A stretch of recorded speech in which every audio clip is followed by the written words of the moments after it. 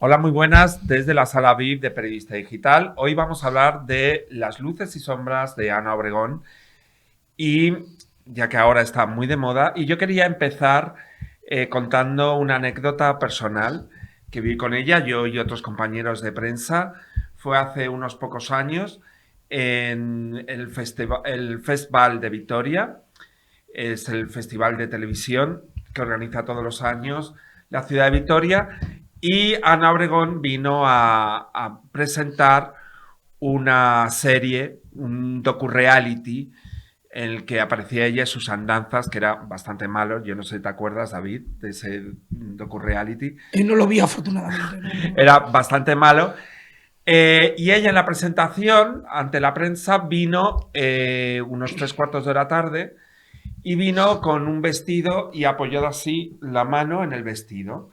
Y todo el mundo se preguntaba qué es lo que le había pasado. Y entonces ella confesó que al salir se había roto el vestido, que no le daba tiempo a que se lo arreglaran y que iba a aparecer en la prensa así.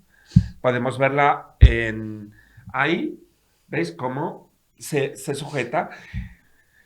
Dicha esta gracia, recuerdo que en un momento determinado se hicieron unos corrillos de prensa, estuvimos hablando con ella y yo la vi que se quitaba la mano y no tenía roto ni nada. Esto alimentó en mí la visión que tenemos de Ana Obregón como Antonita la Fantástica, y el hecho de querer llamar la atención, que siempre es una imagen que ha perseguido a Ana Obregón desde sus inicios. ¿Hasta dónde puede llegar alguien para querer llamar la atención? Eso vamos a averiguarlo hoy, sobre todo también viendo su biografía. Vamos a hacer un repaso aquí con mi amigo, que es mejor que la Wikipedia, pero mucho mejor, sobre la vida de Ana Obregón.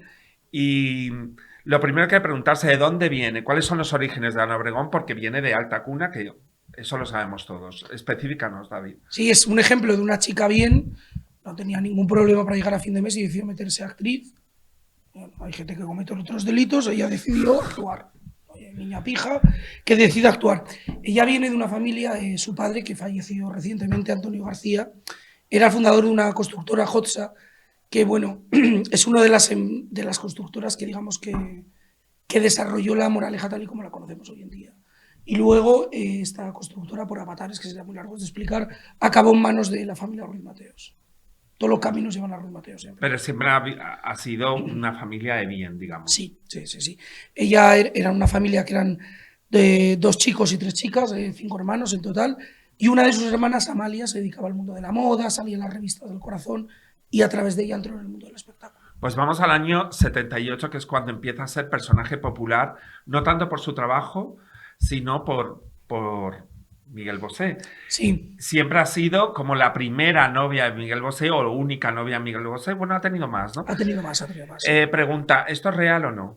Bueno, ya aparece en la prensa del corazón, efectivamente, en el año 78, como novia de Miguel Bosé. Miguel Bosé era en aquel momento ídolo de adolescentes, les volvía locas a todas las chicas, y la discográfica de Miguel empezó a ponerse muy nerviosa. Porque las mallas, linda, bésame fuerte, pero linda, muchos pensabas que podía ser lindo. Entonces dijeron, vamos a...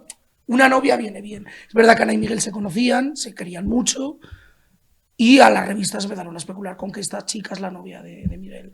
A la discográfica le venía muy bien, y a Ana también, porque era una... Pero Ana siempre lo ha dicho. De hecho, Sí. si lees su biografía, dice que tuvo una relación con él. Sí, claro. Y dice, bueno, que fue su primera vez en el sexo.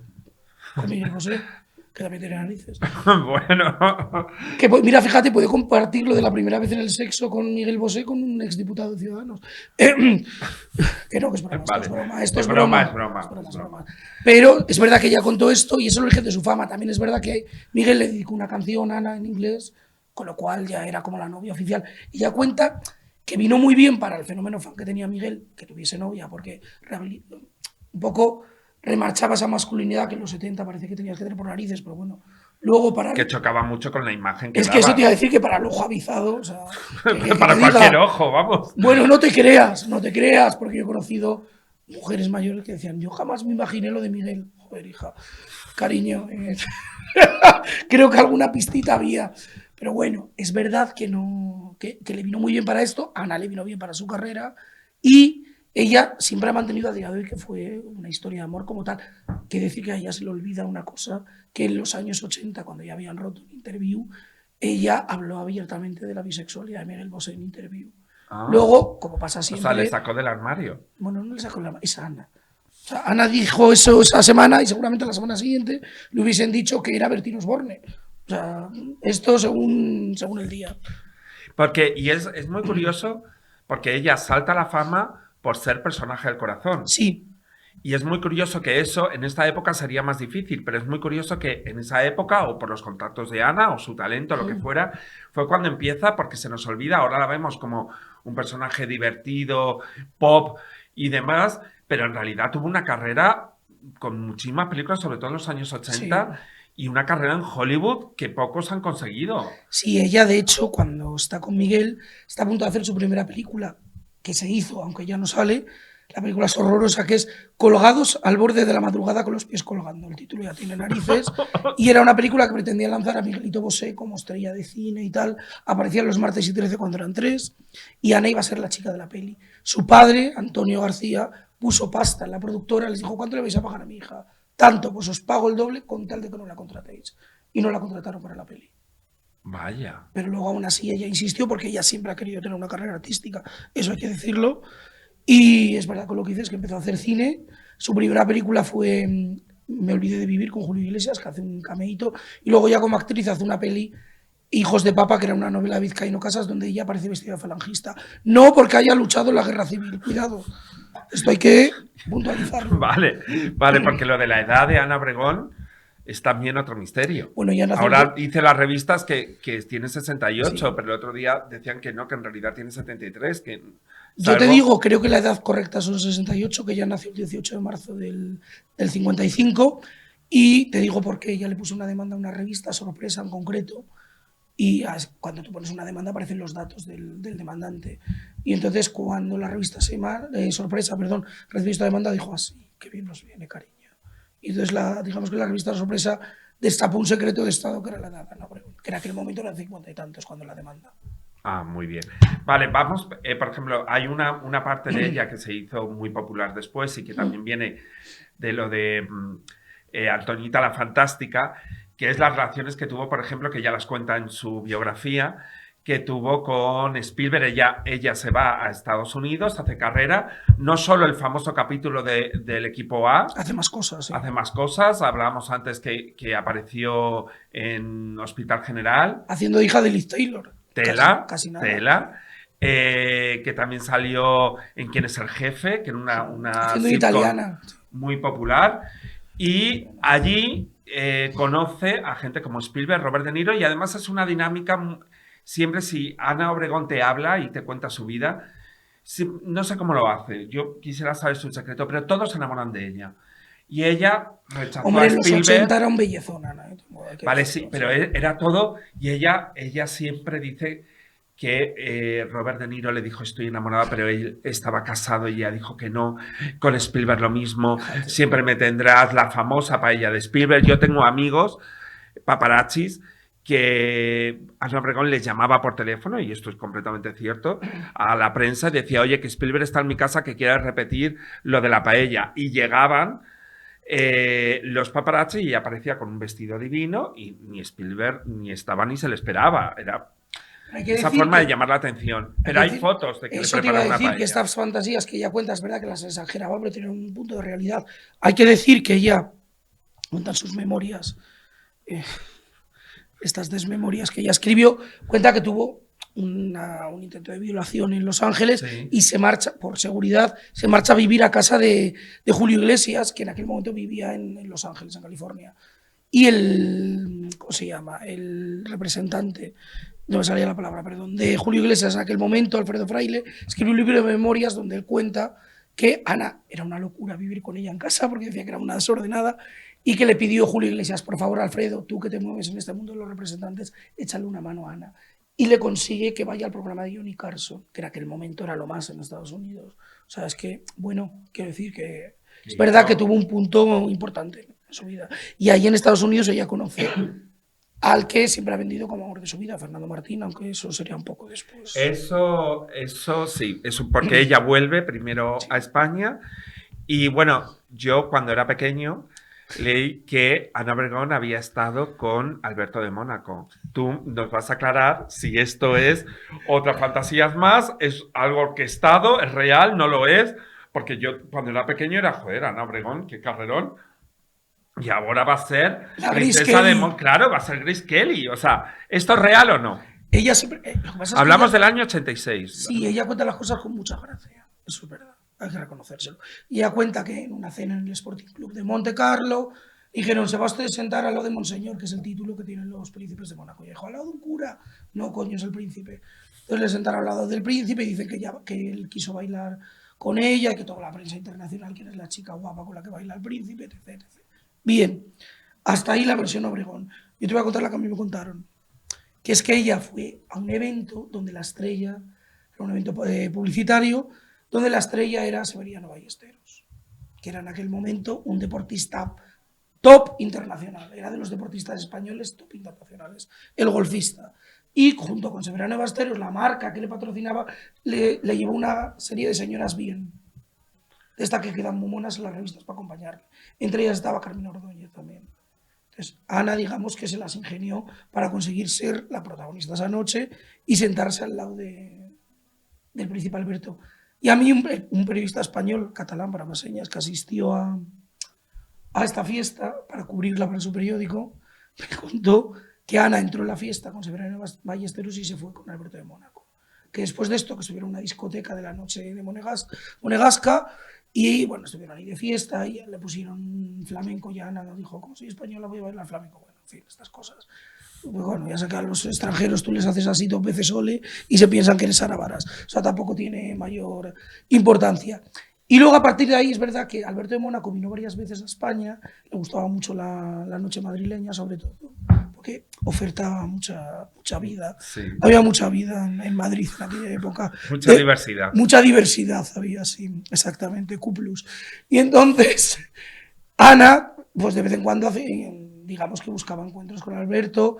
Él sí que es verdad que, bueno, que le parecía una chica mona y simpática y que quería verla, pero ella una vez más avisaba a la prensa. Es más, este mismo periodista que asistió al acto en Mónaco me contó que un día le llama por teléfono: voy a estar en Barcelona en no sé qué restaurante, vente a verme, pero no le digas a nadie que viene Alberto de Mónaco, ¿eh? Claro, lo que le estaba diciendo es avisa a los fotógrafos de la ciudad condal y efectivamente es una de las pocas veces que pillaron a Alberto de Mónaco viendo. Entonces, ¿hubo algo o no? ¿Qué crees? ¿Qué apostamos? ¿Qué apostamos? Como diría Anita, al final acabamos en la ducha, como Ana en aquel programa. ¿Acabamos Pues en la ducha o no? Pues ¿Tú qué una crees? pregunta, hombre, yo creo que Alberto de Mónaco, pues sí, ¿por qué no? Si ha podido casarse y tener hijos, ¿por qué no va a estar con Ana, que inspiraba mucho? Ahora, no sé, yo creo que Ana ha enfatizado esa relación como que iba a ser Lady Di y no. Antes has adelantado. Ana conoce a Fernando Martín, que ella considera que es el amor de su vida. Bueno, lo dice de varios.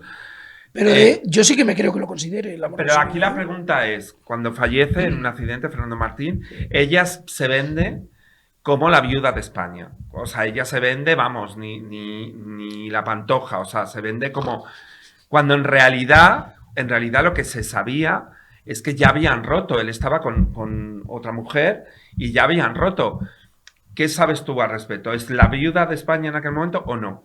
¿O es algo que ella aprovechó también para tener protagonismo? Que Yo creo que no lo vamos a saber nunca. Que es algo que define mucho su vida, ¿no? Aunque ella vaya que no, y la adoramos, ¿eh? Yo desde aquí adoro a Ana Obregón como personaje pop y de A la ver, si no cultura. existiese habría que inventarla. Sí, pero es verdad que sí que creo que tiene y comprobado unas ansias de protagonismo. Sí, Entonces, sí. ¿viuda de España o no? A ver, es verdad que públicamente habían roto, aparecen las revistas que habían roto. Ella lo que cuenta es que unas semanas antes del fatal accidente habían reiniciado su historia de amor y que tenían proyectos de casarse. Que esto es algo que solo pueden saber ellos dos, Fernando y Ana. Yo sí que creo que para Ana esa historia fuese importante. También es cierto por el final que tuvo. Si de repente, aunque haya roto con alguien, imaginémonos el peor situación que ha roto, bueno, pues entiendo que todavía había un sentimiento ahí y que muera de esa manera, pues la tuvo que afectar mucho, eso es lógico. Yo te tengo que decir que por un vínculo familiar que no puedo contar, he conocido la versión de un familiar de Fernando Martín y te vende todo lo contrario, que para Fernando era un noviazgo sin importancia. Pero insisto, cada uno vive las relaciones de una manera. Claro, para Ana seguramente fuese el hombre más importante de su vida, no tengo por qué dudarlo. Bueno, en esta época ya empieza a trabajar, además ya empieza a ser un personaje en España muy relacionado con la televisión familiar, con programas como Que apostamos, la serie A las 11 en casa, que es curioso que un personaje que venía también de películas del Destape, que venía también de ser protagonista del Corazón, de pronto se le relaciona con algo más infantil y más familiar, cosa que yo me he criado viendo a Ana Sí, Obregón. claro, pero también hay una característica en ella, que ya en la época en la que está con Fernando Martín es la mejor etapa de su carrera, hay que decirlo. Rueda con Fernando Colomo, La vida alegre, hace Sinatra con Alfredo Landa, que está estupenda ella, hace una película con Fernando Trueba, no recuerdo el título, bueno, rueda con Vicente Aranda, con Berlanga, hace una serie de televisión. Es la etapa mejor de su profesión. Llega hasta a rodar una película en catalán, con eso te lo digo todo. ¿Sí? ¿En serio? Con Rosa María Sardás. Me encanta. Sí. Vale, entonces llega la explosión de su vida, que es llega Lecchio, con todo lo que viene detrás. Me encanta, lo tenemos en la escaleta como Lecchio y Delate. Sí, o sea, porque van era el de la pack. mano. A ver, eran un pack. Hay que decir, Lecchio y Antonia llegan a España porque él trabaja para la Fiat. Él era un chulangano italiano, las cosas como son. Sí. Se puso el conde Lecchio, como me puedo poner yo, marqués de la Chorra Pelada, así de claro. Su único vínculo con la aristocracia es que su abuela era la infanta Beatriz, hija de Alfonso XIII, tía del rey Juan Carlos en ese momento, con lo cual ese extraño vínculo con la corona, ese aire de macarra italiano, la mujer estupenda al lado, que había sido musa de Armani y había hecho una película lésbica con la que luego fue mujer de Berlusconi, por cierto, dato a tener en cuenta, pues hizo que la sociedad madrileña les abriera las puertas porque eran personajes muy exóticos. Empezaban a acudir a fiestas y demás, y en una de estas fiestas conoció a Ana. Estando casado Con Antonia y teniendo ya un hijo con Antonia. Sí. Entonces, Ana fue la otra. Sí. Y hay que decir, como se sabe esto, que es que les hacen un seguimiento una noche que había un acto en Las Ventas, creo recordar, si no eran Las Ventas y acabaron en la Yoislava o al revés de la Yoislava se fueron un acto en Las Ventas. Y el caso que varias periodistas que hacían crónica en aquella época le siguieron. Y la única que lo contó, la primera, al menos que yo se lo recuerde, fue en Tiempo Carmele Marchante.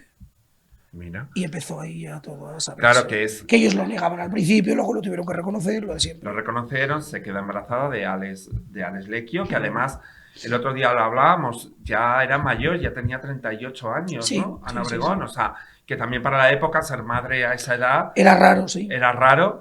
Y todo esto, claro, yo recuerdo cuando era pequeño, parecía esto un cuento, ¿no?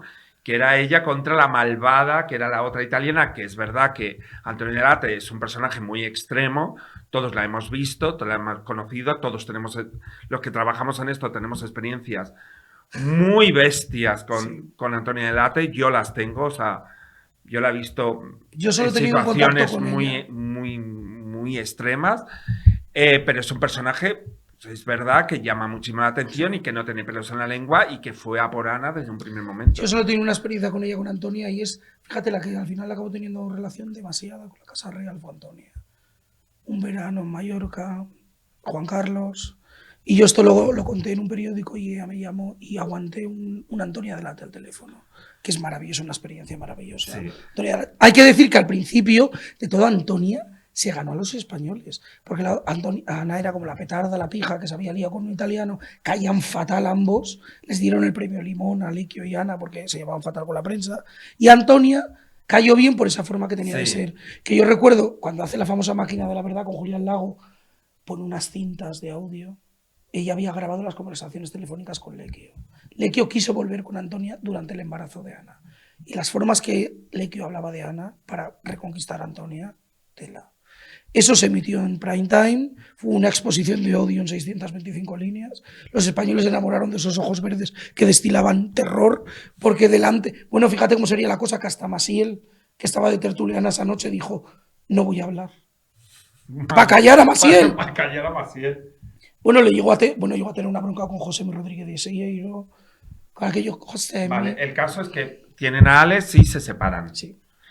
Y hay que decir que él le pone los tochos a Ana delante de toda España, portada de Ola, si es que la vida de ella, su álbum sí. familiar es el Ola. Con Silvia Tinao, una azafata de Iberia, hay que recordarlo, que era monísima Silvia Tinao. Y ella, quien a hierro mata, a hierro muere, se lía con Jorge Juste, que Muy tienen bien. una noche de enfrentamiento un poco complicada, Lequio y Jorge Juste, puños que se le van demasiado, en fin, hay momentos, hay portadas muy complicadas de aquella época que no podemos comentar. Con Mejor collarines que de no. por medio, recordémoslo. Pero aún quedan muchas portadas. Y vamos a terminar esta primera parte adelantando la historia de amor que vivió otra vez su gran amor, según ella, con el que quiso casarse Zucker.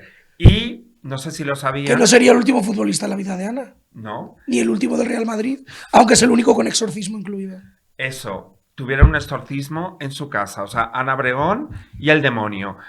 En la siguiente parte lo analizamos bien.